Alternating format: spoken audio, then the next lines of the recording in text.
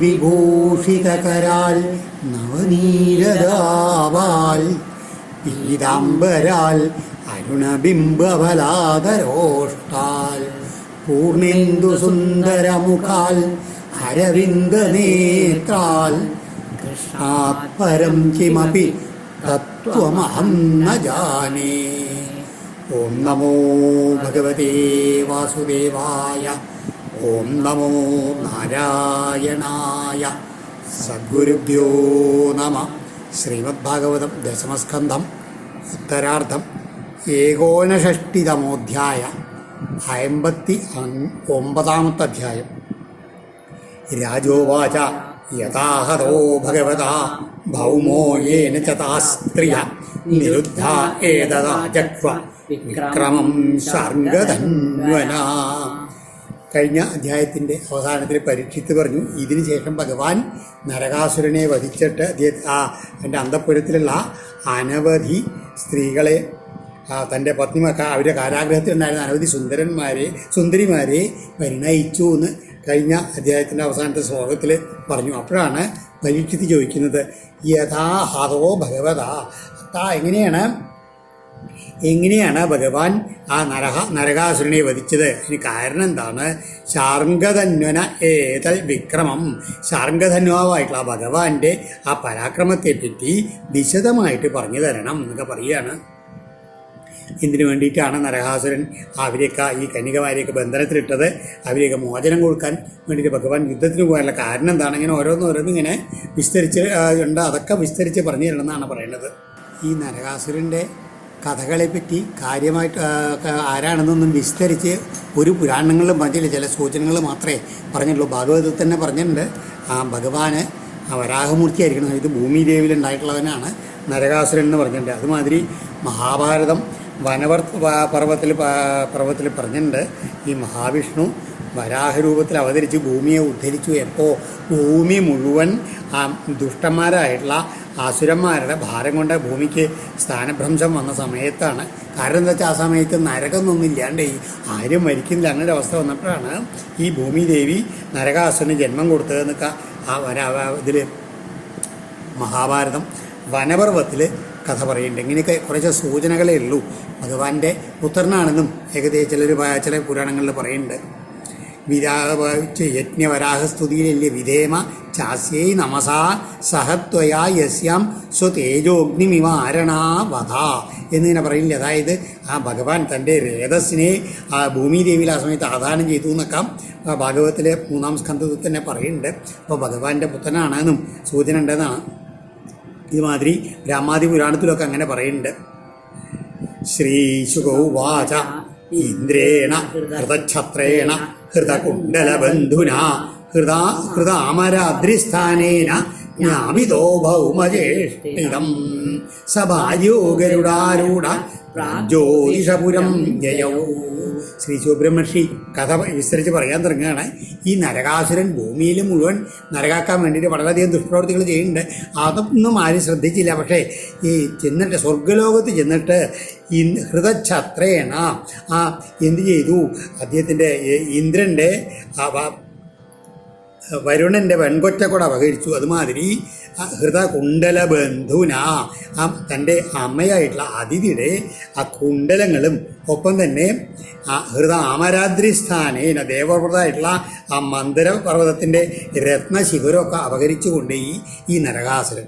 ആ സമയത്ത് ജ്ഞാപിതോ ഭൗമജ്യേഷ്ഠിതം. വേഗം ഇന്ദ്രൻ എന്ത് ചെയ്തു?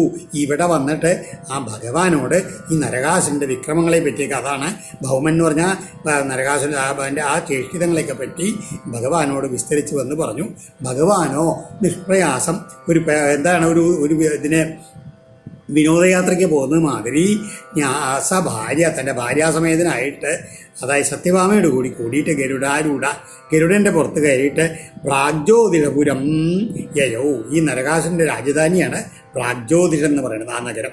ആ നഗരത്തിലേക്ക് അങ്ങോട്ട് പുറപ്പെട്ടു ഗരുഡൻ്റെ പുറത്ത് കയറിയിട്ട്. ഗിരിദുർഗൈ ശസ്ത്രദുർഗൈ ജലജ്ഞാനിലദുർഗമം മുരഭാഷായുധൈർഘോരൈർ സർവത ആവൃതം.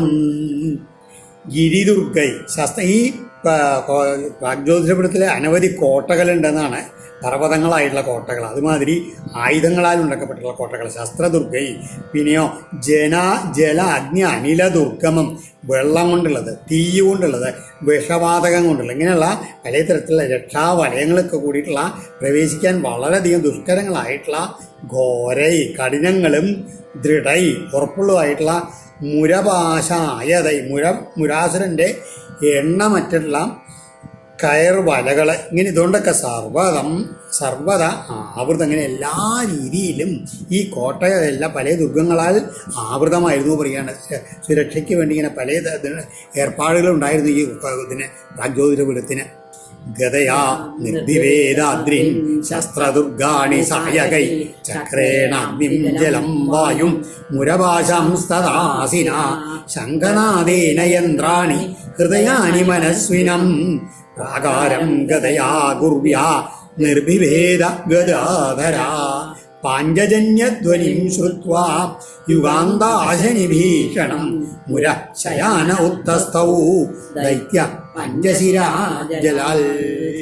ഇങ്ങനെ പറഞ്ഞില്ലേ, വളരെ വലിയ കോട്ടകൾ എന്ന പർവ്വതങ്ങൾ, അതുമാതിരി ആയുധങ്ങളെ കൊണ്ടുള്ള കോട്ടകൾ, പിന്നെയോ ജലം, അഗ്നി, വിഷവാതം, ഇങ്ങനെ പല തരത്തിലുള്ള വലയങ്ങൾ, ഒപ്പം തന്നെ ആ കയങ്ങൾ, ഇതിൽ ഓരോ കിടങ്ങുകളിലൊക്കെയാണ് മുരാസുരൻ. എങ്ങനെയെന്ന് വെച്ചാൽ 5 തലമുണ്ട് ഈ മുരാസുരന്. ആ മുരാസുരൻ തൻ്റെ ആ പല തരത്തിലുള്ള കഠോരങ്ങളായുള്ള കയർ വലകളെ കൊണ്ട് അങ്ങനെ രക്ഷിച്ചുകൊണ്ടുള്ള ഇവിടേക്ക് ഭഗവാനായിട്ട് ചെന്നിട്ട് വേഗം എന്ത് ചെയ്തു, ഈ പർവ്വത കോട്ടകളെയൊക്കെ തൻ്റെ ഗത കൊണ്ട് അടിച്ചങ്ങോട്ട് തകർത്തു. പിന്നെ ആയുധ സമൂഹങ്ങളെയൊക്കെ തൻ്റെ അസ്ത്രങ്ങളെ കൊണ്ട് പൊളിച്ചു.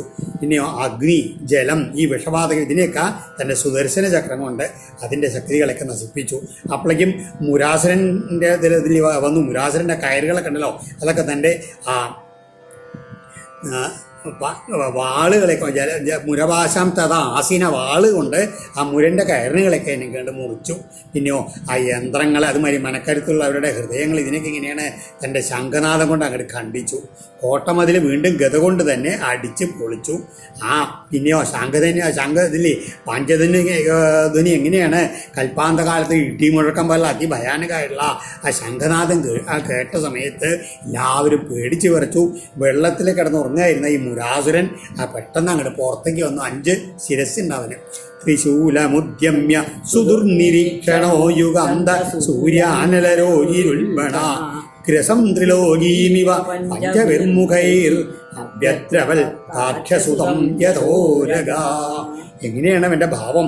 യുഗാന്ത സൂര്യാനലരോജി, കൽപ്പാന്തകാലത്തെ ആ സൂര്യൻ, അഗ്നി, ഇതിനെയൊക്കെ പോലെ അത്ര ജ്വലിക്കുന്നവനാണ്. ഉൽബണ, അതിഭീകരനാണ്. സുദുർനിരീക്ഷണ, നേരെ നോക്കാൻ പറ്റില്ല, അത്ര അതിൽ ശക്തിയോട് കൂടിയുള്ള അതാണ് ജ്വലിക്കുന്ന ശോഭയോട് കൂടിയിട്ടുള്ളവനാണ് അവൻ. എന്നിട്ടോ അവൻ ത്രിശൂലം ഉദ്യമ, തൻ്റെ കയ്യിൽ ത്രിശൂലം ഉയർത്തിപ്പിടിച്ച് പഞ്ചവി മുഖൈ ത്രിലോകിയും ഗ്രസൻ നിവതന, 5 മുഖങ്ങളും വായകളെ കൊണ്ടും ഈ 3 ലോകത്തിനെ മുഴുവൻ വിഴുങ്ങുന്നവനോ എന്ന് തോന്നുമാറ് ത്രിശൂലം ശൂലം ഉയർത്തിപ്പിടിച്ച് ഉരക താക്ഷസുതം യഥാ അഭ്യദ്രവൽ, ഒരു പാമ്പ് ഗരുഡൻ്റെ പിന്നാലെ ഇങ്ങനെ ഓടി വരുന്നു, അതുമാതിരി ഭഗവാന്റെ നേരിട്ട് അങ്ങോട്ട് ഓടിയെത്തി. വിദ്യശൂലം തരസാഗരുൽമതേ നിരസ്യ വക്രൈർവ്യനതൽ സ പഞ്ചവി സരോദസി സർവദിശാന്തരം മഹാനാപൂരയൻ അണ്ഡകടാഹമാവൃണോൽ. അവൻ ഉടനെ തന്നെ ആ മുരാസുരൻ ശൂലത്തെ ചുഴറ്റിയിട്ട് ഗരുൽമതേ നിരസ്യ, ആ ഗരുഡൻ്റെ നേർക്ക് അങ്ങോട്ട് എറിഞ്ഞിട്ട് പഞ്ചവി വക്രയിൽ തന്നെ 5 വായകൾ കൊണ്ടും രോദസി ഭൂമി, അതായത് ആകാശം, ഭൂമി ഇവയെയും അന്തരം അധോലോകത്തെയും സർവ്വദിശ എല്ലാ ദിക്കുകളെയും ആപൂരയൻ അങ്ങനെ മുഴക്കിക്കൊണ്ട് വ്യനതൽ അട്ടഹസിച്ചു. മഹാൻസ, ആ ഉഗ്രമായിട്ടുള്ള അട്ടഹാസം അണ്ടകടാഹത്തെ മുഴുവൻ ആകമാനം അങ്ങോട്ട് മുഴക്കി ചേർന്നു, അല്ലെങ്കിൽ പിടിച്ചു കുലുക്കിയിരുന്നു. തദാപതദ്വൈ ത്രിശിഖം ഗരുൽമതേ ഹരിശരാഭ്യാം അഭിനൽ ത്രിധൗജസ മുഖേഷു തം ചാപി ശരൈരതാടയൽ തസ്മൈ ഗദം സോപി രുഷാവ്യമുഞ്ചത. ഗരുൽമതേ ആപതദ്വൈ ത്രിശിഖം തൽ ഹരി, അതായത് ആ ഗരുഡൻ്റെ നേരെ പതിക്കുന്നുള്ള രീതിയിലുള്ള ആ 3 മുനയുള്ള ത്രിശൂലത്തെ ഹരി ശ്രീകൃഷ്ണൻ ഓജസാ ശരാഭ്യാം ത്രിധാ അഭിനൽ, ഓജസ്സോട് കൂടിയിട്ട് തൻ്റെ 2 അസ്ത്രങ്ങളെ കൊണ്ട് 3 കഷ്ണങ്ങളാക്കിയിട്ടാണ് മുറിച്ചു. തം ച അഭി, അവനെയും മുഖേ ശരൈ, അതാടയൽ, ആ മുരാസുരനെയും അവൻ്റെ മുഖങ്ങളിലൊക്കെ അസ്ത്രങ്ങൾ ചെയ്ത് അവനെ ഇങ്ങോട്ട് പ്രഹരിച്ചു. സ അഭി, അവനാകട്ടെ രുഷാ തസ്മൈ ഗതാം വ്യമുഞ്ചത, അപ്പോൾ വേഗം മുരാസുരൻ കോപത്തോടുകൂടി ഭഗവാന്റെ നേർക്ക് തൻ്റെ ഗതയെ അങ്ങോട്ട് എറിഞ്ഞു. താമാവദന്തിം ഗതയാ ഗതാമൃതേ ഗദാഗ്രജോ നിർബിബിരേ സഹസ്രധ ഉദ്യമ്യ ബാഹുൻ അമിതാവതോജിത ശിരാംസി ചക്രേണ ജഹാരലീലയാ. അങ്ങനെ ആ തൻ്റെ നേരിട്ട് വരുന്ന ആ ഗതയെ ഗദാഗ്രജൻ, ഗദൻ്റെ ജ്യേഷ്ഠനായിട്ടുള്ള ഭഗവാൻ എങ്ങനെയാണ് ആപതന്തി മൃതേ, ആപതന്ത്യത്തെയും തന്നെ താം ഗതം, തൻ്റെ നേരിട്ട് വന്ന് വരുന്ന ആ ഗതയെ ഗതയാ സഹസ്രത നിർബിബി, തൻ്റെ ഗത കൊണ്ട് അനേകമാക്കിയിട്ട് അങ്ങോട്ട് നുറുക്കി കേട്ടോ. ബാഹുവിന് ഉദ്യമി, തൻ്റെ ആ കൈകളെ ഉയർത്തിക്കൊണ്ട് ആഭിതാവ് നേരിട്ട് ഓടി വരുന്ന മുരൻ്റെ ശിരാംശി ശിരസ്സുകളെ അജിത, ആർക്കും ജയിക്കപ്പെടുവാൻ കഴിഞ്ഞിട്ടില്ലാത്തവനായിട്ടുള്ള ആ ഭഗവാൻ ലീലയാ ചക്രേണ ജഹാര, ആ മുരൻ്റെ 5 ശിരസ്സുകളെയും ഒരു ലീല എന്ന വണ്ണം തൻ്റെ സുദർശന ചക്രം കൊണ്ട് കണ്ട് മുറിച്ചു തള്ളി. വ്യസുപപാദാംബസി ഹൃത്തശീർഷോ നികൃത്ത ശൃംഗോദ്രിവേന്ദ്ര തേജസാ തസ്യാത്മജ സപ്തവിദുർവധാതുര പ്രതിക്രിയാമർഷജുഷ സമുദ്യത. ഇന്ദ്രതേജസ നികൃത്ത ശൃംഗ അദ്രീവ, ആ സമയത്ത് ഇന്ദ്രൻ്റെ തേജോബലം കൊണ്ട്, അല്ലെങ്കിൽ ആ ഇന്ദ്രൻ്റെ വജ്രായുധം കൊണ്ട് ഛേദിക്കപ്പെട്ട ശിഖരങ്ങളോടുകൂടിയ ഒരു പർവ്വതം പോലെ കൃത്തശീർഷ, ഛേദിക്കപ്പെട്ട തലകളോട് കൂടിയുള്ള മുരാസുരൻ വ്യസു, ജീവനറ്റ് അംബസി പവാത, ആ ജലത്തിലേക്ക് അങ്ങോട്ട് പതിച്ചു. തസ്യ സപ്ത ആത്മജ, അവൻ്റെ 7 പുത്രന്മാര് പിതു വധാതുര, തങ്ങളുടെ അച്ഛനെ കൊന്നുള്ള വധത്തിൽ ദുഃഖിതരായിട്ട് പ്രതിക്രിയ അമർഷജുട, പ്രതികാരം ചെയ്യുവാൻ കോപാകുലരായിട്ട് സമുദ്യത, യുദ്ധത്തിന് ഒരുങ്ങിയിട്ട് ഭഗവാനെ നേരിട്ട് വന്നു. താമ്രോ അന്തരീക്ഷ ശ്രവണോ വിഭാവസുർ വസുർനഭസ്വൻ അരുണശ്ച സപ്തമ പീഡം പുരസ്കൃത്യ ചമൂപതിമൃതേ ഭൗമപ്രയുക്ത നിരകന്ധൃതായുധ. അവർ 7 പേരുണ്ട് ഈ മുരൻ്റെ പുത്രന്മാരായിട്ട്. അവര് മൃതേ ഭൗമപ്രയുക്ത, യുദ്ധത്തിനായിട്ട്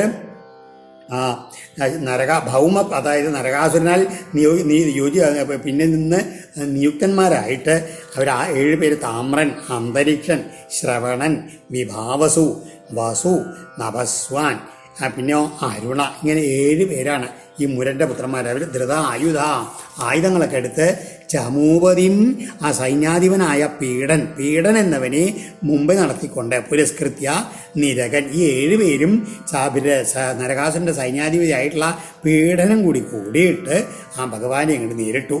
പ്രയുഞ്ജത സദ്യശരാനസീംഗത ശക്തിഷ്ടിശൂലാന്യജിരേ രുഷോൽബണ തൽശസ്ത്രകൂടം ഭഗവൻ സ്വമാർഗണൈർ അമോഘവീര്യ തിലശക്തകർത്തഃ. അങ്ങനെ ഉൽബണ, അവരെല്ലാവരുമാണ് വളരെ ഭീകരന്മാരാണ്. അവര് രുഷ ആസാദ്യ, കോപത്തോടുകൂടി ഭഗവാനെ സമീപിച്ച് അജിതേ, ആർക്കും ജയിക്കാനാകാത്ത ഭഗവാനിൽ ശരാൻ അസീൻ ഗദ ശക്തി ഋഷ്ടി ശൂലാനി പ്രായുഞ്ജത, കയ്യിലുള്ള ഓരോരോ ആയുധങ്ങൾ, അമ്പും വില്ലുണ്ട്, മാതിരി ശരങ്ങൾ, വാളുകൾ, ഗദകൾ, ശക്തി, അതായത് വേല്, കത്തി, ശൂല, ഇങ്ങനെ പല ആയുധങ്ങളും പ്രയോഗിച്ചു.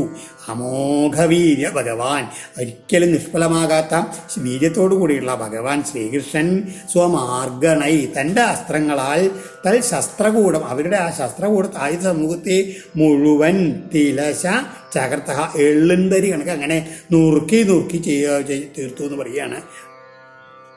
താൻ പീഡമുഖ്യാനനയയമക്ഷയം നികൃത്ത ശീഷോരുഭുജാംഗ്രിവർമ്മണ സ്വാനീകവാനച്യുതചക്രസായകൈ തഥാ നിരസ്തന്നരകോദ്ധരാസുത നിരീക്ഷ്യ ദുർമർഷണ ആശ്രവന്മതൈർ ഗജൈ പയോധിപ്രഭവൈർ നിരാക്രമൽ. അങ്ങനെ എന്നിട്ട് എന്ത് ചെയ്തു? താൻ പീഠമുഖ്യൻ, ആ പീഠമുഖ്യരെ, അതായത് പീഠൻ എന്നുള്ള സേനാധിപതി, അതുമാതിരി ആ മുരൻ്റെ മറ്റേ 7 മക്കൾ, അവരെല്ലാവരെയും നികൃത്ത ശീർഷ ഊരു ഭുജ അംഘ്രി വർമ്മണ, അവരുടെയൊക്കെ ശിരസ്സുകള്, തൊടകള്, ഭുജങ്ങള്, കാലുകള്, കവചങ്ങള്, ഇങ്ങനെ അവയവങ്ങളും ആയുധങ്ങളൊക്കെ നുറുക്കി നുറുക്കി പലതായിട്ടാണ് ആക്കി തീർത്തിട്ട് യമക്ഷയം അനയൽ അവരെല്ലാവരെയും അന്തകപുരിയിലേക്ക് യമക്ഷയം, അതാണ് യമക്ഷയം എന്ന് പറഞ്ഞാൽ അന്തകപുരി, അവിടേക്കാണ് നയിച്ചു.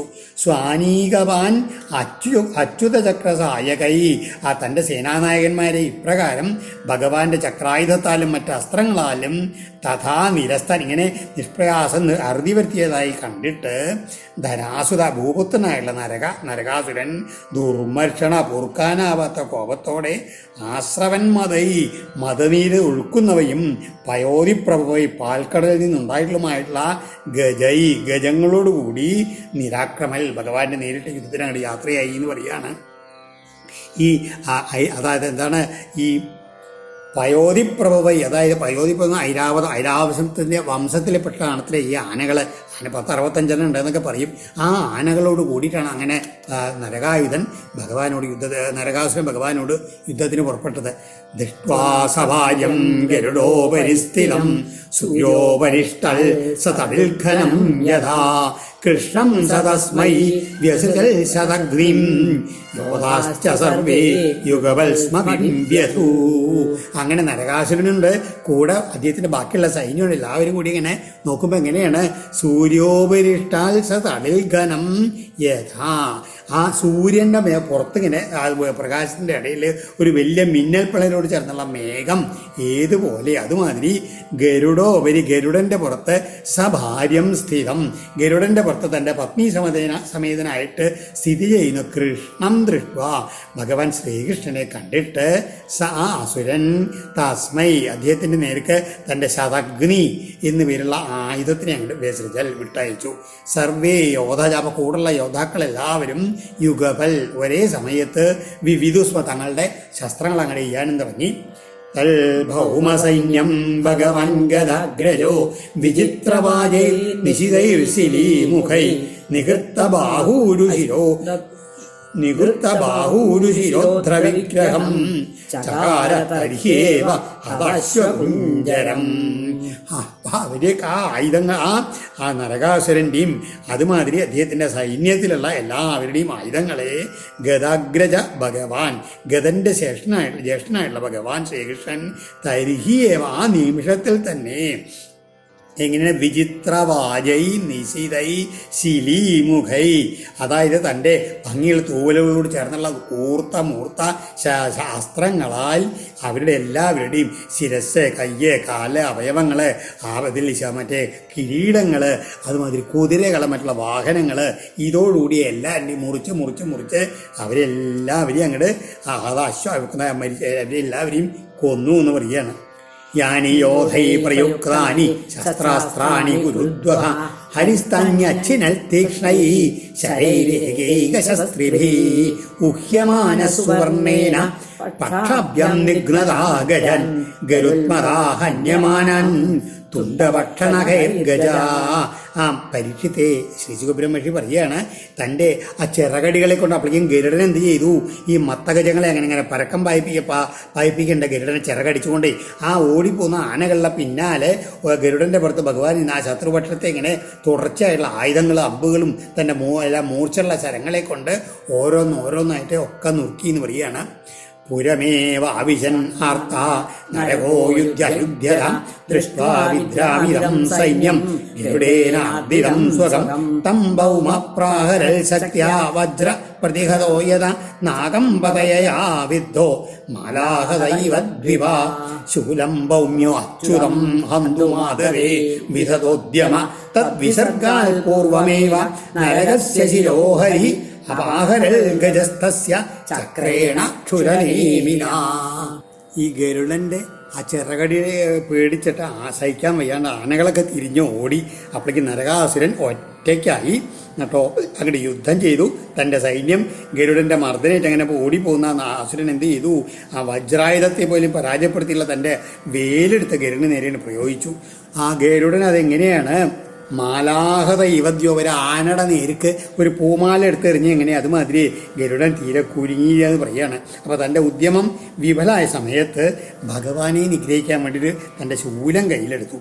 അത് എറിയുന്നതിന് മുമ്പ് തന്നെ ആനപ്പുറത്തിരിക്കണ നരകാസുരനെ തൻ്റെ കത്തിമുന പോലുള്ള മൂർച്ചയുള്ള തൻ്റെ ചക്രം കൊണ്ട് ക്ഷുരനേമിനാ ചക്രേണ അപാഹരൽ കഴുത്തങ്ങട് അറുത്തിട്ട് നിഗ്രഹിച്ചു. സകുണ്ടലം ചാരു കിരീടഭൂഷണം ബഭൗ പൃഥിവ്യാം പതിതം സമുജ്വലൽ ആഹേതി സാധ്വിതൃഷയ സുരേശ്വര മല്ലേർമുകുന്ദം വീരന്തൈഡിരേ. ഇങ്ങനെ സകുണ്ടലം ചാരു കിരീടഭൂഷണം നല്ല കുണ്ടലങ്ങൾ അണിഞ്ഞിട്ടുള്ള ഭംഗിയായിട്ടുള്ള കിരീട അലങ്കരോടും കൂടിയിട്ടുള്ള അവൻ്റെ ശിരസ് പൃഥിവ്യാം പതിതം സമുജ്വലൽ ബഭൗ ഭൂമിയിൽ അങ്ങോട്ട് പതിച്ചിട്ട് നന്നായി ശോഭിച്ചു പറയാണ് അവൻ്റെ ശിരസ്. ആഹാ ഇരി സാധു സാധു ഇരി അങ്ങനെ അയ്യോ എന്ന് ബന്ധുജനങ്ങളൊക്കെ വിളിച്ച് കരയാൻ തുടങ്ങിയപ്പോഴേക്കും നന്നായി നന്നായി എന്ന് ഋഷയ മഹർഷിമാരും പറഞ്ഞു എന്നാണ്. സുരേശ്വര ദേവമുഖ്യന്മാർ മുകുന്ദം മാല്യൈ വികിരന്ത പുഷ്പവൃഷ്ടിയൊക്കെ നടത്തി ഭഗവാന്റെ ശിരസിൽ നട്ടോ ഈ ഇടിരേ സ്തുതിക്കാനും തുടങ്ങി ഭഗവാനെ. തതശ്ച ഭൂകൃഷ്ണമുപേത്യകുണ്ടലേ പ്രതപ്തജാംബൂനദരത്നഭാസ്വരേ സവൈജയന്ത്യാ വനമാലയാർപ്പയൽ പ്രാജേതസം ഛത്രമതോ മഹാമണിം. ആ സമയത്ത് തഥാ അതിൽ ഭൂമിദേവി തൻ്റെ പുത്രനെ വധിച്ച സമയത്ത് ഭൂമിദേവി കൃഷ്ണമുപേത്യ ഭഗവാനെ സമീപിച്ച് പ്രതപ്ത ജാംബൂനത രത്നഭാസ്വരേ നല്ല ഉരുക്കി ശുദ്ധീകരിച്ചുള്ള ആ സ്വർണത്തിൽ പണിതുള്ള രത്നങ്ങളാൽ മിന്നിത്തിളങ്ങുന്ന 2 കുണ്ടലങ്ങളെയും അതിനു പുറമേ സ വൈജയന്ത്യാ വനമാലയാ വൈജയന്തി വനമാല എന്നിവയുടെ കൂടെ പ്രാചേതസം വരുണന്റെ വെൺകൊറ്റക്കുടയെയും മഹാമണി മന്ദിരാതിരിച്ചികരായിട്ടുള്ള ആ രത്നത്തിനെയും ഭഗവാൻ കൊണ്ട് കാഴ്ചവെച്ചു. ഈ ജാംബൂനദം സ്വർണം എന്ന് പറഞ്ഞു കഴിഞ്ഞാൽ പഞ്ചമസ്കന്ധത്തിൽ വിസ്തരിച്ച് പറഞ്ഞിട്ടുണ്ടായത് നമ്മൾ ഭൂമിയിൽ കിട്ടുന്ന സ്വർണ്ണം അല്ലാതെ അതെങ്ങനെയെന്ന് വെച്ച് കഴിഞ്ഞാൽ വളരെ വിശിഷ്ടമായിട്ടുള്ള ആ സ്വർണം ഈ ജംബുദ്വീപിന് പുറത്തുള്ള വേറൊരു ദ്വീപിൽ ഉണ്ടാകുന്നതാണ്. ആ ജാമ്പൂ എന്നുള്ള സ്വർണം കൊണ്ടുള്ള ആഭരണങ്ങളാണ് ദേവന്മാർ ഉപയോഗിക്കുന്നതെന്നൊക്കെ ഇതിൽ പറഞ്ഞിട്ടുണ്ട്, പഞ്ചമസ്കന്ധത്തിൽ പറഞ്ഞിട്ടുണ്ട്.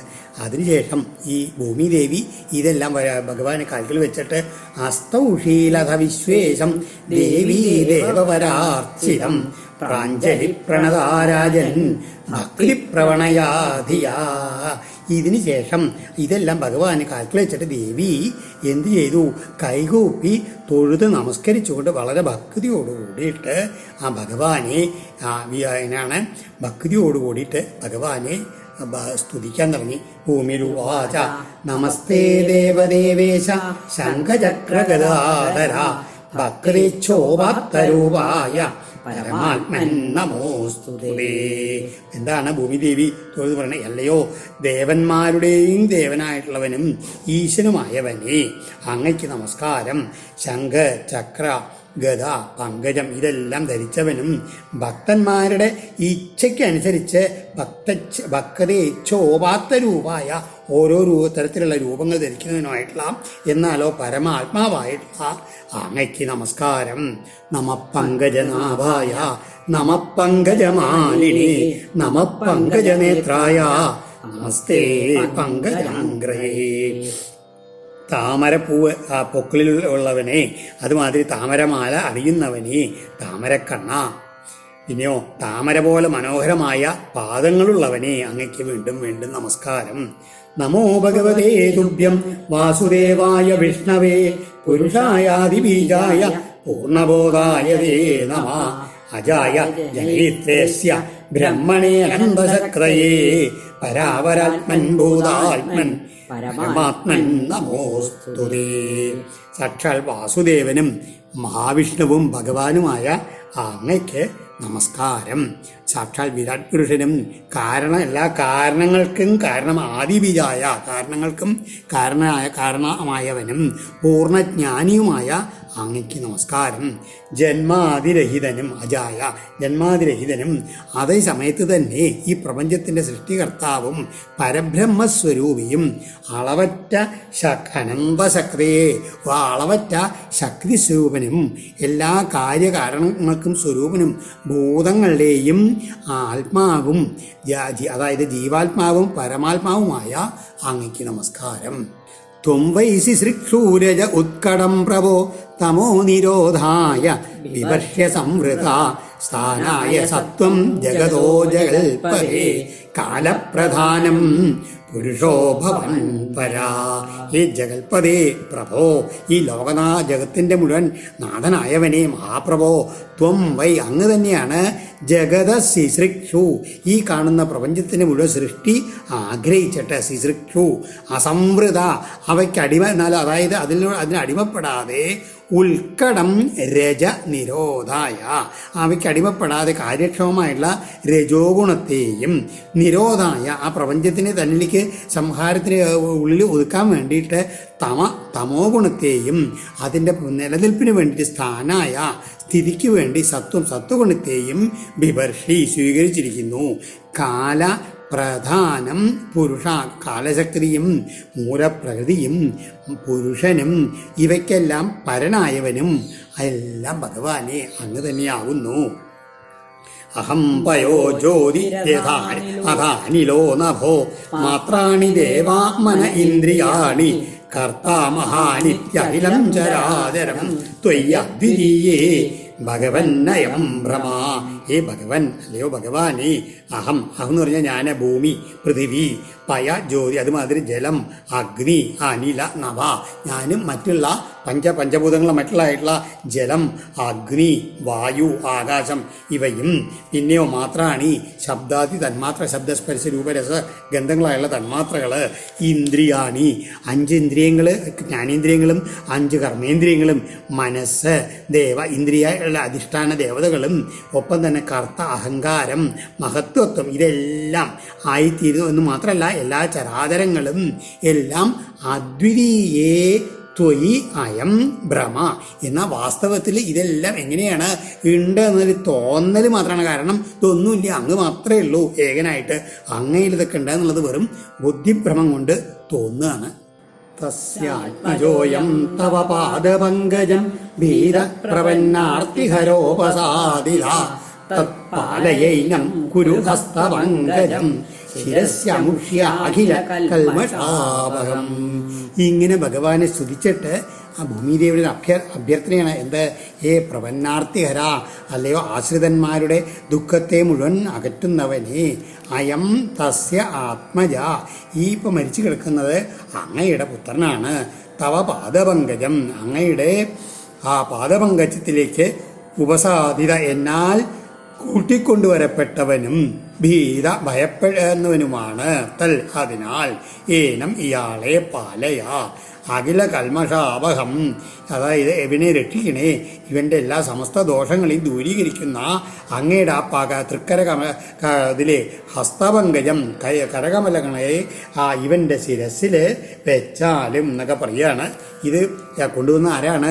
നരകാസിം തസ്യ ആത്മജോയം എന്നാണ്. അതായത് അങ്ങയുടെ ആ നരകാസുരൻ്റെ പുത്രനായിട്ടുള്ള, അതായത് അങ്ങയുടെ പൗത്രനായിട്ടുള്ള ഈ ഭഗതത്തിനെയാണ് മുമ്പിൽ കൊണ്ടുവന്ന് നിർത്തിയത്. എന്നിട്ട് പറയുകയാണ്, ഇവനെ രക്ഷിക്കണേ, അങ്ങയുടെ ഇയാളുടെ ഈ നരകാസുരൻ്റെ പുത്രനായതുകൊണ്ടുള്ള പാപങ്ങളെല്ലാം തീർത്ത് ഇവനെ അനുഗ്രഹിക്കണം. എങ്ങനെ? അങ്ങയുടെ പങ്കജങ്ങൾ ഇവൻ്റെ ശിരസിൽ വെച്ചിട്ട്. അതെങ്ങനെയാണ്?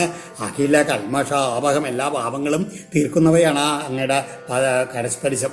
അതുകൊണ്ട് ഇവനെ അനുഗ്രഹിക്കണേ എന്നൊക്കെയാണ് ഭൂമിദേവി ഈ ഭഗവാനോട് അഭ്യർത്ഥിക്കുന്നത്. ശ്രീശുകൗവാച ഇതി ഭൂമ്യാർത്ഥിലോ വാഗ്ഭിർ ഭഗവൻ ഭക്തിനമ്രയ ദത്വാഭയം ഭൗമഗൃഹം പ്രാപിശൽ സകലദ്ധിമൽ. ശ്രീ ശുബ്രഹ്മഷി പറയുകയാണ്, എന്താണ് ഇപ്രകാരം ഭക്തിനമ്രയാ ഭൂമ്യ വാഗ്ഭി അർത്ഥിത, വളരെ ഭക്തിയോടുകൂടി ശിരസ് കുനിച്ച് ഭൂമിദേവിയാൽ നല്ല നല്ല വാക്കുകളാൽ അഭ്യർത്ഥിക്കപ്പെട്ട ഭഗവാൻ അഭയം ദത്വ ആ നരകാസുരൻ്റെ പുത്രനായിട്ടുള്ള ഭഗദത്തിന് അഭയം നൽകിയിട്ട് സകലർദ്ധിമൽ ഭൗമഗൃഹം പ്രാവിശൽ നല്ല സർവസമ്പൽ സമൃദ്ധമായിട്ടുള്ള ആ നരകാസുരൻ്റെ കൊട്ടാരത്തിലേക്ക് അങ്ങോട്ട് പ്രവേശിച്ചു. ഭഗവാൻ ഭഗദത്തിന് അഭയം നൽകി. പറഞ്ഞില്ലേ ഈ ഇത് അഭയം കൊണ്ട് അതായത് അങ്ങയുടെ സ്പർശം കൊണ്ട് ഇവൻ്റെ പാപങ്ങളെല്ലാം തീർക്കണേന്ന്. ഒരുപക്ഷെ അവൻ്റെ അതുവരെയുള്ള പാപങ്ങളെ തീർത്തേണ്ടത് കാരണം ഈ ഭഗദത്തൻ നേരായിട്ടൊന്നും ഉണ്ടായിരുന്നില്ല. മഹാഭാരതത്തിൽ കാണാം, രാജസൂയത്തിന് അർജുനൻ ഈ പ്രാഗ്ജ്യോതിഷപുരത്തിൽ ചെന്ന സമയത്ത് 8 ദിവസത്തോളം കപ്പം കൊടുക്കാണ്ട് യുദ്ധം ചെയ്ത് നിന്നു അർജുനനോട് ഈ ഭഗദത്തൻ. അപ്പം അത്ര അതായത് പാണ്ഡവവൈരിയാണെന്ന്. പിന്നെയോ ഭാരതയുദ്ധകാലത്ത് കൗരവന്മാരുടെ പക്ഷത്താണ് ഉണ്ടായിരുന്നത്. എന്നിട്ടോ ഈ പറഞ്ഞ ആനകളുണ്ടല്ലോ, 65ഓളം ആനകളുണ്ട്. അതിൽ ഒരാനയെ മാത്രം ഭഗദത്തിന് കൊടുത്ത് ബാക്കിയൊക്കെ ഭഗവാൻ ദ്വാരകയിലേക്ക് കൊണ്ടുപോയി എന്നൊക്കെ ഇനി പറയുന്നുണ്ട്. അപ്പോൾ ആ ഒരാന കൊണ്ട് ഈ ഭഗദത്തൻ ആ പാണ്ഡവ സേനയിലെ ഭാരതയുദ്ധകാലത്ത് ആ ചെയ്തിട്ടുള്ള വിക്രമങ്ങളുണ്ടല്ലോ ഭയങ്കരമായിരുന്നു എന്നാണ് പറയണത്. അവസാനം ഭീമൻ ആ ആനയെ വധിക്കുകയാണുണ്ടായത്. അതേപോലെ തന്നെ ഈ നരകാസുരന് ഭഗവാൻ ഒരു വൈഷ്ണവാസ്ത്രം കൊടുത്തിരുന്നു ഭൂമിദേവിയുടെ അഭ്യർത്ഥന മാനിച്ചിട്ട്. ആ നരകാസുരൻ്റെ അത് ഈ ഭഗദത്തിന് കിട്ടി. ആ ഭഗദത്തൻ ഈ അസ്ത്രം ഒടുവിൽ അർജുനന് നേരെ പ്രയോഗിച്ചു എന്നും ഭഗവാൻ തന്നെ നേരിട്ട് ചെന്ന് ആ വൈഷ്ണവാസ്ത്രം അങ്ങോട്ട് തൻ്റെ ആ മാരടത്തിൽ വൈജയന്തി മാലയായിട്ട് അങ്ങോട്ട് സ്വീകരിച്ചു എന്നൊക്കെ മഹാഭാരതത്തിൽ പറയുന്നുണ്ട്. അപ്പോൾ ആ താൻ ഭഗവാനോട് ഒട്ടും ആ ഭക്തി ഉണ്ടായിരുന്നില്ല. ഭഗവാൻ അനുഗ്രഹിച്ചിട്ട് കൂടിയിട്ട് നേരായിട്ടില്ല ഭഗവതത്തിന് മഹാഭാരതത്തിലൊക്കെ സൂചിപ്പിച്ചിട്ടുണ്ട്. ഏതായാലും ഈ ഇങ്ങനെ ആ അദ്ദേഹത്തിൻ്റെ ഈ നരകാസുരൻ അന്തപ്പുറത്തേക്കാണ് കയറി ചെന്നു ഭഗവാൻ. അവിടെയോ തത്ര രാജന്യകന്യാനം ഷഡ്സഹസ്രാധികായുധം ഭൗമാഹൃതാനം വിക്രമ്യ രാജഭ്യോ ദദൃശേഹരി. അവിടെ ആ നരകാസുരൻ്റെ അന്തപ്പുരത്തിലെ അവിടെ കാരാഗൃഹത്തിലെ രാജഭ്യ വിക്രമ്യ ഭൗമാഹൃതാനാം രാജാക്കന്മാരുടെ കയ്യിൽ നിന്ന് പരാക്രമം കൊണ്ട് നരകാസുരനാൽ അപഹരിക്കപ്പെട്ട രാജന്യകന്യാനാം രാജകന്യകളുടെ ഷഡ്സഹസ്ര അധിക ആയുധം. അതായത് ഹരിദൃശ്യ ഭഗവാൻ കണ്ടു എന്നാണ്. എത്ര ഉണ്ട്? 16,100 കന്യകമാരെ ആ അന്തപ്പുരത്തിൽ കണ്ടെത്തി എന്നാണ് പറയണത്. അപ്പോൾ ഇതിൽ ഷഡ്സഹസ്ര അധിക ആയുധം എന്നേ പറഞ്ഞിട്ടുള്ളൂ. അതായത് 16,000 അധികം എന്നേ പറഞ്ഞുള്ളൂ. അത് 16,100 ഉണ്ടെന്ന് തന്നെയാണ് ശ്രീധരാചാര്യ പറയണത്. അത് അദ്ദേഹം അതിന് ഉദാഹരിക്കുന്നത് വിഷ്ണു പുരാണത്തിലെ ഒരു വരിയാണ്. യഥാഹ ശ്രീ പരാശര കന്യാപുരേശ കന്യാനം ഷോഡശാതുല വിക്രമ ശതാധികാനി ദൃശേ സഹസ്രാണി മഹാമതേ എന്നുള്ള ആ വിഷ്ണു പുരാണത്തിലെ വരികൾ ഉദ്ധരിച്ചുകൊണ്ട് ശ്രീധരാചാര്യ പറഞ്ഞിട്ടുണ്ട് 16,100 ഉണ്ടെന്ന്. അതും നേരത്തെ പറഞ്ഞ ആദ്യം പറഞ്ഞ 8 കൂടി 16,108 പത്നിമാരായിരുന്നു ഭഗവാന്. ഇനി ഈ കന്യകമാരെല്ലാവരും എങ്ങനെയാണ് ഇതിൽ അതായത് രാജാക്കന്മാരെ തോൽപ്പിച്ച് അവർ രാജകന്യകമാരാണെന്ന് പറഞ്ഞിട്ടുണ്ട്. പക്ഷേ മറ്റുള്ള പുരാണങ്ങളൊക്കെ പറയുന്നുണ്ട് രാജാക്കന്മാരുടെ മാത്രമല്ല ദേവസിദ്ധ ആസുരാദീന നിർവാണാം ച ജനാർദ്ദന ഹൃത്വാ ഹി സോസുരകന്യാ രുരോധ നിയമന്തിരേ എന്നാണ്. ദേവന്മാരുടെ, സിദ്ധന്മാരുടെ, കിന്നരന്മാരുടെ അങ്ങനെ അവരെ പല തരത്തിലുള്ള ആൾക്കാരുടെയും ആ കന്യാജനങ്ങളെ ഇവിടെ കൊണ്ടുവന്ന് ഈ നരകാസുരൻ കൊണ്ടുവന്ന് കാരാഗ്രഹത്തിലിട്ടിട്ടുണ്ടെന്നാണ് ഈ വിഷ്ണു പുരാണത്തിലൊക്കെ പറയുന്നത്. എന്ന് മാത്രമല്ല മറ്റുള്ള പുരാണങ്ങൾ പറയേണ്ട ഇവരെല്ലാവരും ഭഗവാനെ തന്നെ പത്നിമാരായിട്ട് ഭഗവാന്റെ പത്നിമാരാവണമെന്ന് ആഗ്രഹിച്ചുകൊണ്ട് അവർ അഷ്ടാവക്ര മഹർഷിയുടെ അനുഗ്രഹം കൊണ്ടാണ് അത്ര അവർക്ക് ഈ പദവി കിട്ടിയത്. ഇവരെ എല്ലാവരും എങ്ങനെയെന്ന് വെച്ച് കഴിഞ്ഞാൽ ഈ കാരാഗൃഹത്തിൽ കാമഭോഗത്തിനൊന്നും അടിമപ്പെടാണ്ട് ഇങ്ങനെ സന്യാസിനികളായിട്ട് കാഷായ വസ്ത്രമൊക്കെ ധരിച്ചിട്ട് തലമുടിയൊക്കെ കഴിച്ചിട്ട് ഇങ്ങനെ ജനിച്ചിട്ട് വിവാഹം കഴിച്ചില്ലെങ്കിൽ കൂടിയിട്ട് പാതിവൃത്യം ചെയ്തിട്ട് തങ്ങളുടെ നാഥനില്ലാത്തതുകൊണ്ട് ഒരു വിധവകൾ എങ്ങനെ അല്ലെങ്കിൽ വിരഗണികൾ എങ്ങനെ ജീവിക്കണോ അങ്ങനെയായിരുന്നു ഇത്രേ ഈ കാരാഗൃഹത്തിൽ ഇത്രയും കാലം ഭഗവാനെ തന്നെ കാത്തുകൊണ്ട് അങ്ങനെ കഴിഞ്ഞിരുന്നത് കേട്ടോ. അതാണ് തം പ്രവിഷ്ടം സ്ത്രീയോ വീക്ഷ്യ നരവീരം വിമോഹിത മനസാവം ഹൃദേവിഷ്ടം പതിം ദൈവോപസാദിതം ഭൂയൽ പതിരയം മഹ്യം ധാതാ തദനുമോദതാം ഇതി സർവാ പൃഥക് കൃഷ്ണേ ഭാവേന ഹൃദയം ദദൂ. ഇങ്ങനെ ആ ഭഗവാൻ പെട്ടെന്ന് അന്തഃപുരത്തിലേക്ക് അങ്ങോട്ട് ചെന്ന് കണ്ടപ്പോൾ അവരെല്ലാവരും ഭഗവാനെ കണ്ടിട്ട് ആ മനസ്സുകൊണ്ട് അവരെല്ലാവരും തങ്ങളുടെ നാഥനായിട്ട് ഭഗവാനെ തന്നെ വരിച്ചു. എന്താണ് ആ ജഗദീശ്വരന് അനുഗ്രഹം ഉണ്ടെന്ന് വെച്ച് കഴിഞ്ഞാൽ ഇദ്ദേഹം തന്നെ ഞങ്ങളുടെ ഭർത്താവായിട്ട് വരണേ എന്ന് സങ്കല്പത്തോടു കൂടിയിട്ടാണ് അവരെല്ലാവരും ഭഗവാനെ തങ്ങളുടെ മനസ്സിനെ ഭഗവാനിലങ്ങോട്ട് അർപ്പിച്ചു. താ പ്രാഹിണോദ്വാരവതിം സുമൃഷ്ടവിരജോ അംബര നരയാനൈർമഹാകോശൻ രഥാശ്വൻ ദ്രവിണം മകൾ ഐരാവത കുലേഭാംശ്ച ചതുർദന്താം തരസ്വിന പാണ്ഡുരാം ച ചതുഷ്ഷഷ്ടിം പ്രേഷയാമാസ കേശവ. ആ ഭഗവാൻ വേഗം അവരെല്ലാവരും ഭഗവതത്തിനെ വിളിച്ചിട്ട് അവരെല്ലാം നല്ല വൃത്തിയായിട്ട് സ്നാനം ചെയ്യിച്ച് വിശേഷപ്പെട്ട വസ്ത്രാഭരണങ്ങളൊക്കെ അണിയിച്ച് അവിടെയുള്ള ധാരാളം ഈ നരകാസുരനുള്ള നിക്ഷേപങ്ങളോടെല്ലാം കൂടിയിട്ട് സമ്പത്ത് രത്നങ്ങൾ കുതിരകൾ ഇതിൻ്റെയൊക്കെ അകമ്പടിയോട് കൂടിയിട്ട് പല്ലക്കുകളിൽ ഏറ്റിട്ട് അവരെ ദ്വാരകയിലേക്ക് അയച്ചു. പിന്നെയോ എന്ന് പറഞ്ഞാൽ ഐരാവതത്തിൻ്റെ വംശത്തിൽപ്പെട്ടുള്ള നല്ല ബലമുള്ള വെളുത്ത നിറമുള്ള 64 നാൽക്കൊൻപന്മാർ ആനകളെയും ഇവരുടെ അകമ്പടിയായിട്ട് അങ്ങോട്ട് അയച്ചു. ഒരാനയെ മാത്രം ഈ ഭഗതത്തിന് കൊടുക്കുകയും ചെയ്തു. അതിനുശേഷം നേരത്തെ പറഞ്ഞില്ലേ ആ ഭൂമിദേവിയിൽ കാൽക്കൽ വന്ന് വീണിട്ട് ആ ഇന്ദ്രൻ്റെ ആ അതിതര കുണ്ടലങ്ങളും വരുണൻ്റെ വെൺകൊറ്റക്കൊടിയും ആ മന്ദരപർവ്വതത്തിൻ്റെ രത്നവും ഒക്കെ കൊടുത്തിട്ടുണ്ടെന്ന് അതെല്ലാം തിരിച്ചു കൊടുക്കാൻ വേണ്ടി ഭഗവാൻ സത്യഭാമയോട് കൂടിയിട്ട് അങ്ങോട്ട് സ്വർഗത്തിലേക്ക് പോവുകയാണ്. ഇതേ ഗരുഡൻ്റെ പുറത്ത് കയറിയിട്ട് ഗത്വാ സുരേന്ദ്രഭവനം ഗത്വാ ആദിത്യൈച്ച കുണ്ടലേ പൂജിതൃതശേന്ദ്രേണ സഹേന്ദ്രാണ്യാച്ച സപ്രിയ. ഇങ്ങനെ ഭഗവാൻ സത്യഭാമയോട് കൂടിയിട്ട് ആ അമരാവതിയിൽ അങ്ങോട്ട് ചെന്നിട്ട് ആ ഇന്ദ്രൻ്റെ ഇതിൽ സഭയിൽ ചെന്നിട്ട് കുണ്ടലങ്ങളൊക്കെ അതിഥിക്ക് മടക്കി കൊടുത്തു. ഇന്ദ്രനും ഇന്ദ്രാണിയും അവരെ വേണ്ട രീതിയിൽ സൽക്കരിച്ചു എന്ന് പറയുകയാണ്. ആ സമയത്ത് ചോദിതോ ഭാര്യയോൽപട്യ പാരിജാതം ഗരുൽമതി ആരോഗ്യസേന്ദ്രൻ വിബുധൻ നിർജിത്യോപാനയൽ പുരം സ്ഥാപിത സത്യഭാമായ ഗൃഹോദ്യാനോപശോഭന അന്വഭ്രമരാ സ്വർഗാൽ തദ്ഗന്ധാസവലംബടാ. അങ്ങനെ ഇരിക്കുന്ന സമയത്ത് ഈ അവിടെ പാരിജാതം എന്നുള്ള അതായത് ഈ പറയണത് ഈ അതിഥി ധരിച്ചുള്ള അങ്ങനെ വസ്ത്രം ധരിച്ചു വന്നപ്പോൾ ഇതിൽ പറയണത് ശചീദേവി എന്നാണ്. ശചീദേവി തൻ്റെ ശരീരത്തിൽ ഈ പാരിജാത പുഷ്പങ്ങളുള്ള മാലയൊക്കെ അലങ്കരിച്ചു എന്നാണ്. അപ്പോൾ സത്യഭാമയ്ക്ക് ഈ മാല കണ്ടപ്പോഴേക്കും തീരെ സഹിച്ചില്ല എന്ന് പറയുകയാണ്. എനിക്ക് ഒരു ഈ പൂവ് എവിടെ നിന്ന് നമുക്ക് ഇത് എവിടുന്നാ കിട്ടിയത് ഏതാണ് ഇത് സ്വർഗത്തിലെ പാരിജാതത്തിൻ്റെ നമുക്ക് ശചീദേവി ഒരു പൂവ് കൊടുത്തു അത്രേ. അത് സത്യഭാമയ്ക്ക് വലിയ ആൾതായി. അപ്പോഴേ നമുക്ക് ഇതിൻ്റെ ഒരു തെയ്യ് കിട്ടും.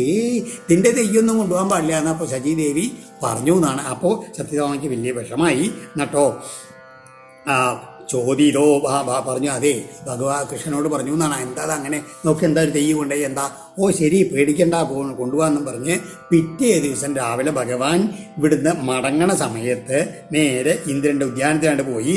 ചോദിതോ ഭാര്യയോൽപാട്യ ആ ഒരു തെയ്യ പാരിജാതത്തിൻ്റെ തെയ്യ അങ്ങോട്ട് പറിച്ചെടുത്ത് ഗരുഡൻ്റെ പുറത്ത് ഗരുഡ്മതി ആരോപ്യ അപ്ലയ്ക്കും യുദ്ധത്തിന് വന്ന സേന്ദ്രാൻ വിഭുതാൻ നിർജിത്യോ ആ ഇന്ദ്രൻ അടക്കമുള്ള മറ്റുള്ള ദേവന്മാരെയും അവരുടെ സൈന്യത്തിനെയും മുഴുവൻ തോൽപ്പിച്ച് ജയിച്ച് ഉപാനയൽ പുരം ആ സത്യഭാമയുടെ ഗൃഹത്തിലേക്കാണ് കൊണ്ടുവന്നു. എന്നിട്ടോ അവിടെ സ്ഥാപിത സത്യഭാമായ ഗൃഹോദ്യാനോ ഉപശോഭന. അവിടെ ആ സത്യഭാമയുടെ ആ ഉദ്യാനത്തിൽ അത് കൊണ്ടായിട്ട് നട്ടു. അതിങ്ങനെ വളർന്നു വരുമ്പോഴേക്കും അന്വകുർ ഭ്രമരാ സ്വർഗൽ തൽ ഗന്ധാസവലംബട. ആ ഉദ്യാനത്തിലെ ആ പാരിജാത പുഷ്പത്തിൻ്റെ ആ ശോഭയും അതിൻ്റെ ഗന്ധവും ആസ്വദിച്ചുകൊണ്ട് അതിൻ്റെ മധു ആസ്വദിക്കാനുള്ള വെമ്പലോട് കൂടിയിട്ട് സ്വർഗത്തിൽ നിന്ന് വണ്ടുകൾ ഇവിടെ വരാൻ തുടങ്ങി എന്നാണ് ശ്രീശോബ്രഹ്മർഷി പറയണ. എന്നിട്ട് പറയണം അദ്ദേഹം യയാച ആനമ്യ കിരീടകോടിഭി പാദോസ്പൃശൻ അച്യുതം അർത്ഥസാധനം സിദ്ധാർത്ഥ ഏതേന വിഗൃഹ്യതേ മഹാൻ അഹോ സുരാണം ചതമോദിഗഡ്യതം. ശ്രീ സുബ്രഹ്മണ്യ പറയാണ് പരീക്ഷത്തിനോടെ അർത്ഥസാധനം അച്യുതമാണ്. തൻ്റെ കാര്യം നേടാൻ വേണ്ടിയിട്ട് ഭഗവാനെ വന്ന് കുമ്പിട്ട് വണങ്ങി കിരീടകോടി പാദോസ്പൃജൻ എങ്ങനെ തങ്ങളുടെ കിരീടങ്ങളാൽ ഭഗവാന്റെ കാൽക്കിൽ വീണങ്ങനെ നമസ്കരിച്ചുകൊണ്ടാണ് യാചിച്ചിരുന്നു. ആര്? ഈ ഇന്ദ്രാദി ദേവന്മാരെ. എന്തിനു വേണ്ടിയിട്ട്? തങ്ങൾക്ക് കാര്യം നേടാൻ.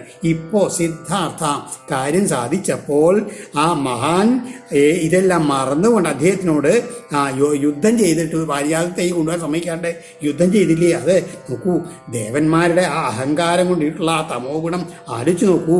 സമ്പന്നത ഉണ്ടായിട്ട് എന്താണ് അതാ അഹോ ദിഗാഢ്യതാം എന്നാ ശ്രീ സുബ്രഹ്മണ്യ പറയണത്.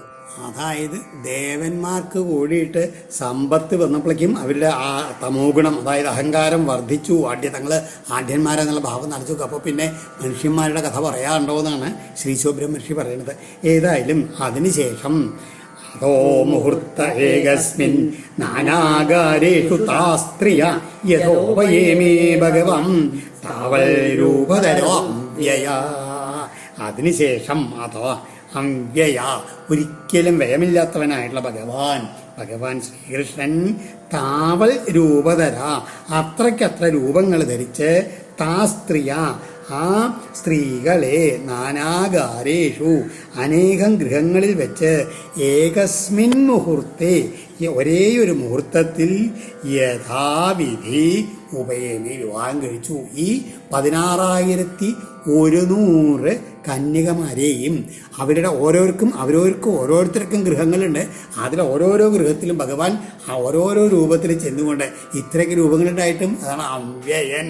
ഇതിൽ നിന്നെല്ലാം അതീതനാണേനും എന്നാണ് എത്ര വേണച്ച രൂപം എടുക്കുകയും ചെയ്യുക. അങ്ങനെയുള്ള ആ ഭഗവാൻ ഒരേ മുഹൂർത്തത്തിൽ അവരെല്ലാവരെയും വിധിപ്രകാരം വിവാഹം കഴിച്ചു. ഇത് ഗാന്ധർവവിവാഹമാണ് വധൂവരന്മാർ തമ്മിലുള്ള പരസ്പര ധാരണയോട് കൂടിയിട്ടുള്ളത്. ഗൃഹേഷു താസാം അനവയ്യതക്യകൾ നിരസ്തസാമ്യാതിശയേഷ്വസ്ഥിത രേമേ രമാഭിർ നിജകാമസംപ്ലുതോ യഥേതരോ ഗാർഹകമേധികാംശ്ചരൻ. ഇങ്ങനെ അലിച്ചു നോക്കൂ. ഇങ്ങനെ ഗൃഹേഷു താസാം, അവരുടെ ഓരോരുത്തരുടെയും ഗൃഹങ്ങളിൽ അനവായി, വിട്ടുപിരിയാത്തവനായി, അവസ്ഥിത, വസിക്കുന്നവനായും, ഇതര മറ്റുള്ള സാധാരണക്കാരെ പോലെ ഗാർഹികമേധികൻ, ഒരു ഗൃഹസ്ഥാശ്രമ ധർമ്മങ്ങളെ ചരൻ അനുഷ്ഠിക്കുന്നവനായും. എങ്ങനെയാണ്? രമാഭി, സാക്ഷാൽ ഭഗവാൻ ലക്ഷ്മീ സദസ്യകളായിട്ടുള്ള ആ 10 പേർ എല്ലാവരും അതിസുന്ദരികളാണ്. എല്ലാവരും മഹാലക്ഷ്മിയുടെ രൂപം, അങ്ങനെ ഒരു ഭാവം തന്നെയാണെന്ന് പറയുകയാണ്. അങ്ങനെ അവരെല്ലാവരുമായിട്ടും രമിച്ചു. ആ ഭഗവാന്റെ വിശേഷം എന്താണ്? അതർക്യകൾ, സാധാരണക്കാർക്കാർക്കും ചെയ്യാൻ പറ്റാത്ത അത്യത്ഭുത കർമ്മങ്ങൾ ചെയ്യുന്നവനും, അതേ സമയത്ത് തന്നെ നിജകാമസംപ്ലുത. ആരാണ് ഭഗവാൻ? ആത്മാനന്ദത്തിൽ അങ്ങനെ ഭഗവാൻ ഇതിൻ്റെ നിന്നും ബാഹ്യമായിട്ടുള്ള ഒരു ഇതും ഇല്ലേ, അപേക്ഷകളും വേണ്ട ആനന്ദത്തിന്, ആത്മാനന്ദത്തിന് അങ്ങനെ മുഴുകിയിരിക്കുകയാണ്. എന്നിട്ട് കൂടിയിട്ട് സാമ്യതയില്ലാത്തതും അതിശയമായിട്ടുള്ള ഭഗവാൻ ഇവരുടെ ഗൃഹങ്ങളിൽ ഇങ്ങനെ ഒരു സാധാരണക്കാരെ പോലെ ജീവിച്ചു എന്ന് മറ്റുള്ളവർക്ക് തോന്നി എന്നാണ് പറയേണ്ടത്. ഭഗവാൻ അങ്ങനെ രമിച്ചിട്ടൊന്നുമില്ല. ഭഗവാൻ ആത്മാരാമനായിട്ട് ഇരുന്നേ ഉള്ളൂ. മറ്റുള്ളവർക്ക് എല്ലാവർക്കും, ആ സ്ത്രീജനങ്ങൾക്കും എല്ലാവർക്കും തോന്നി തങ്ങളുടെ കൂടെ ഭഗവാൻ രമിച്ചുകൊണ്ടിരിക്കുകയാണ് എന്ന്. ഇത്തം രമാപതിമവാപ്യപതിം സ്ത്രിയസ്ത ബ്രഹ്മാദയോപി ന വിദു പദവിം യദീയം ഭേജുർമുദാവിരതമേദിതയാനുരാഗ ആസാവലോക നവസംഗമജൽപലജ്ജ. ഇങ്ങനെയുള്ള യദീയാം പദവിം ബ്രഹ്മാദയ അഭിനവിധു, യാതൊരുവനെ പറ്റിയിട്ടുള്ള ഈയാം എന്നാണ്. ഇങ്ങനെയുള്ള ഭഗവാനെ പറ്റി ആർക്കെങ്കിലും അറിയോ? അദ്ദേഹത്തിൻ്റെ മാർഗത്തെ ബ്രഹ്മാദയ അഭിനവിധു, ബ്രഹ്മാദി ദേവന്മാർക്ക് പോലും ആ ഭഗവാന്റെ മഹത്വത്തിനെ പറ്റിയോ ഭഗവാന്റെ മാർഗത്തെ പറ്റിയോ യഥാർത്ഥത്തിൽ അറിയുന്നില്ല. അങ്ങനെയുള്ള തം രമാപതിം, ആ ലക്ഷ്മി വല്ലവനെ, ഇത്തം പതിം അവാപ്യ, ഇപ്രകാരം തങ്ങളുടെ ഭർത്താവായി പ്രാപിച്ച് താ സ്ത്രീയ, ആ സ്ത്രീകൾ അനുരാഗ ഹാസ അവലോക നവസംഗമ ജൽപ്പലജ്ജ, അനുരാഗമാർന്നുള്ള പുഞ്ചി മന്ദഹാസം, അതുമാതിരി ആ പുതുതായിട്ട് ബന്ധമുള്ള നവസംഗമത്തിൻ്റെ ഉള്ളിലെ ആ നർമ്മവചനങ്ങളൊക്കെ കേട്ടിട്ടുള്ള ലജ്ജ, പിന്നെയോ അവിരതം ഏതിതയാമുത, ഇടതടവില്ലാണ്ട് അങ്ങനെ വർദ്ധിച്ചു വരുന്ന സന്തോഷത്തോടും കൂടി ആ ഭഗവാനെ ഭേജു സേവിച്ചു വന്നു. പ്രത്യുത്ഗമാസനവരാർഹണ പാദശൗച താംബൂല വിശ്രമണ വീജന ഗന്ധമാല്യൈ കേശപ്രസാരശയന സ്നവനോപഹാര്യൈർ ദാസീശതാ അഭിലിവോ വിദധുസ്മദാസ്യം. എങ്ങനെയാണ് അവര് ആ ഭഗവാനെ സേവിച്ചത് എന്നിങ്ങനെ വീണ്ടും വിസ്തരിച്ച് പറയുകയാണ്. പ്രത്യുദ്ഗമ ആസനവരാർഹണ പാദശൗച താംബൂല വിശ്രമണ വീജന ഗന്ധമാല്യൈ. അതായത് ആ ഭഗവാൻ എവിടെന്നെങ്കിലും പെട്ടെന്ന് അവർ അന്തഃപുരത്തേക്കാണ് എത്തിക്കഴിഞ്ഞാൽ വേഗം പ്രത്യുദ്ഗമ, അതായത് എതിരേറ്റ് ചെന്നിട്ട് കൂട്ടിക്കൊണ്ടുവരിക, നല്ല ഇരിപ്പിടത്തിൽ ഇരുത്തുക, അർഘ്യാദികളൊക്കെ നൽകുക, കാല് കഴിയിക്കുക, നല്ല വെറ്റില കൊടുക്കുക, കാല് തലോടിയിട്ട് ക്ഷീണം തീർക്കുക, ഭഗവാന് വീശിക്കൊടുക്കുക, സുഗന്ധദ്രവ്യങ്ങളൊക്കെയാണ് പൂശുക, പൂമാലകളൊക്കെ ചൂടിക്കുക. ഇങ്ങനെയുള്ള പ്രവൃത്തികളാലും കേശപ്രസാര ശയനസ്നവന ഉപഹാര്യൈ, ഭഗവാന്റെ ആ തിരുമുടിയൊക്കെയാണ് മാലയൊക്കെ കെട്ടി അലങ്കരിച്ച് വെക്കുക, പൂമത്ത വിരിക്കുക, ഭഗവാന് കിടക്കാൻ വേണ്ടിയിട്ട് ഭഗവാനെ നീരാട്ട് കഴിപ്പിക്കുക, ഭഗവാനെ ഭുജിപ്പിക്കുക. ഇങ്ങനെയുള്ള ഓരോ പ്രവൃത്തികളിൽ ഇവർക്ക് എങ്ങനെ തനിച്ച് വേണം ചെയ്യണം. ദാസീ ശതാ അപ്പം ഇവർക്കൊക്കെ ഓരോരുത്തർക്കും 100 കണക്കിൽ ഭൃത്യന്മാരുണ്ടായിരുന്നു വേണമെച്ചാൽ അവരോടൊന്നും പറയാണ്ട് അവരെല്ലാവരും ഭഗവാന്റെ കൈങ്കര്യം വിഭോ ദാസ്യം വിദതുസ്മ, ഓരോരും തന്നെത്താൻ തന്നെ തങ്ങളുടെ നാഥൻ്റെ ദാസ്യത്തെ നിർവഹിച്ചു വന്നു എന്ന് പറയുകയാണ്. അതാണ് അവരുടെ ആ ദാമ്പത്യം. ഓം ശ്രീകൃഷ്ണാർപ്പണമസ്തു. ഇത് ശ്രീമദ് ഭാഗവതേ മഹാപുരാണേ പാരമഹംസ്യാം സംഹിതായാം ദശമസ്കന്ധേ ഉത്തരാർദ്ധേ പാരിജാതഹരണ നരകവധോ നാമ ഏകോനഷഷ്ടിതമോധ്യായ. സർവത്ര ഗോവിന്ദനാമ സങ്കീർത്തനം. ഗോവിന്ദ ഗോവിന്ദ.